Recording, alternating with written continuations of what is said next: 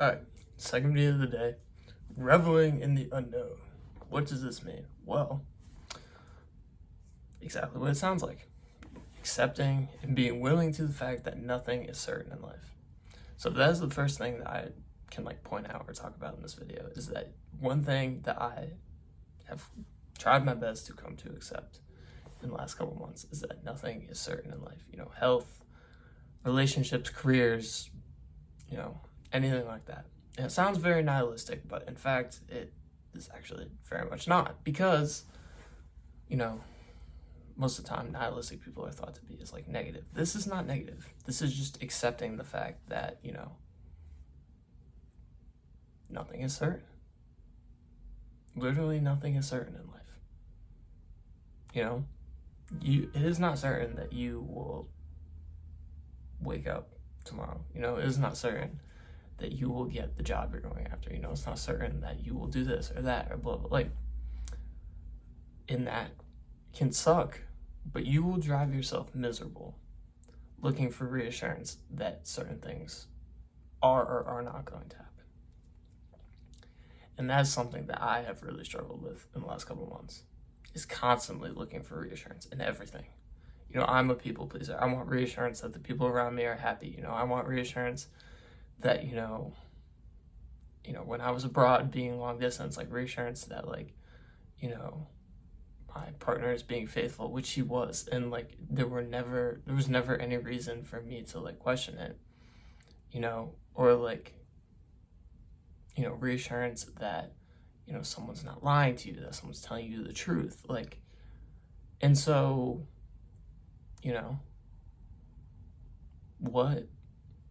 what causes this? Well, a lot of the time it is from undiagnosed OCD.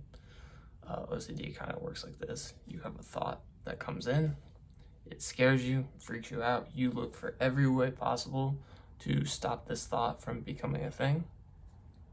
You go through it all. You're like, okay, let me internally reassure myself. That doesn't work. You look to other people. That doesn't work. You could even go to therapy. And you'll notice in therapy, they'll tell you to do things on your own and be open and accept. But you'll be like, no, I need reassurance from you that I'm not crazy. Or you maybe need reassurance from a doctor. Or you go through everything. And you just won't get it, because 100% certainty does not exist. And nothing lasts forever. And you will drive yourself miserable searching for 100% certainty for things that are irrational. Whether it be the irrational thought of, someone in your family dying, yourself dying, a health problem, you get a pain in your knee and you're like, oh my God, my ACL is torn, or something like it's impossible to get 100% reassurance for that. And so how do you deal with something like that? Well, you impose the DARE system. DARE. I did not come up with this. It was invented by an Irish dude. He has an app for it that you can get. He also wrote a book that was really good. The book will be up here. D, diffuse. A, accept. R, run into. E, engage. What is D?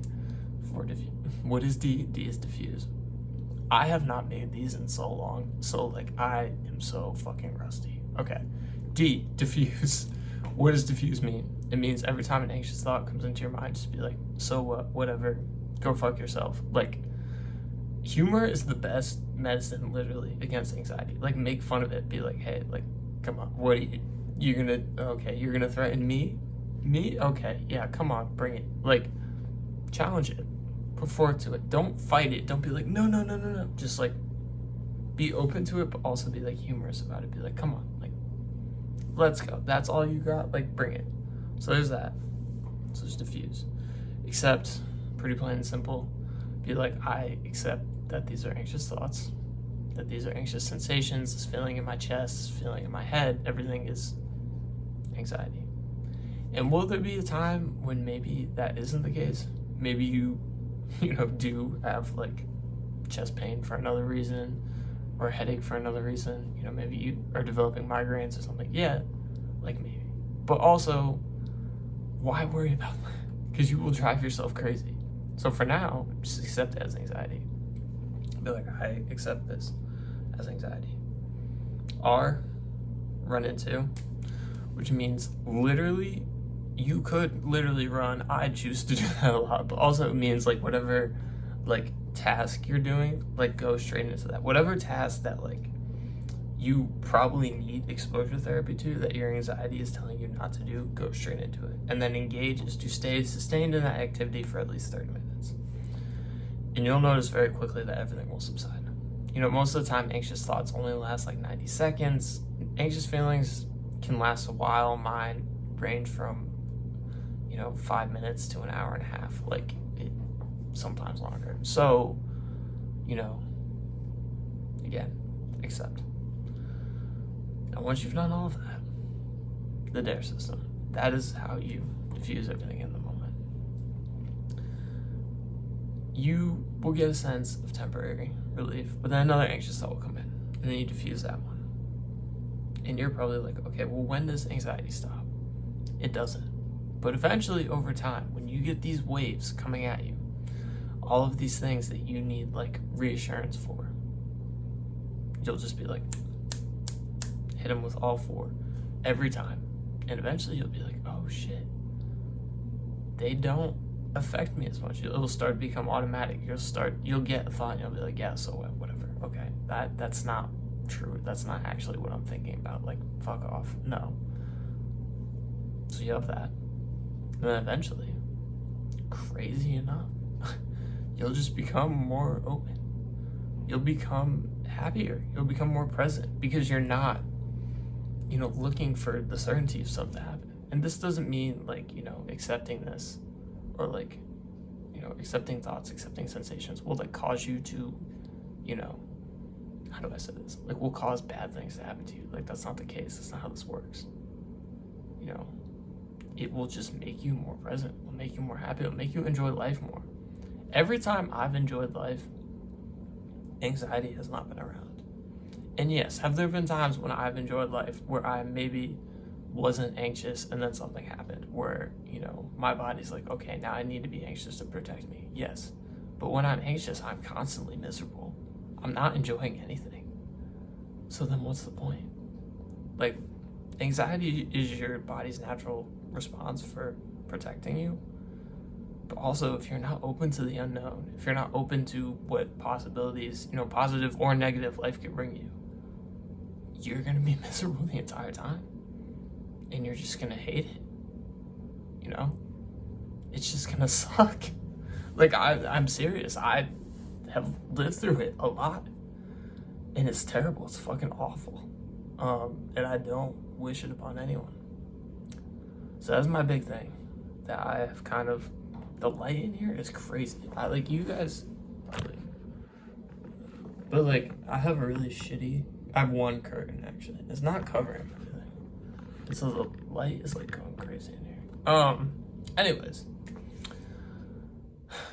Just accept.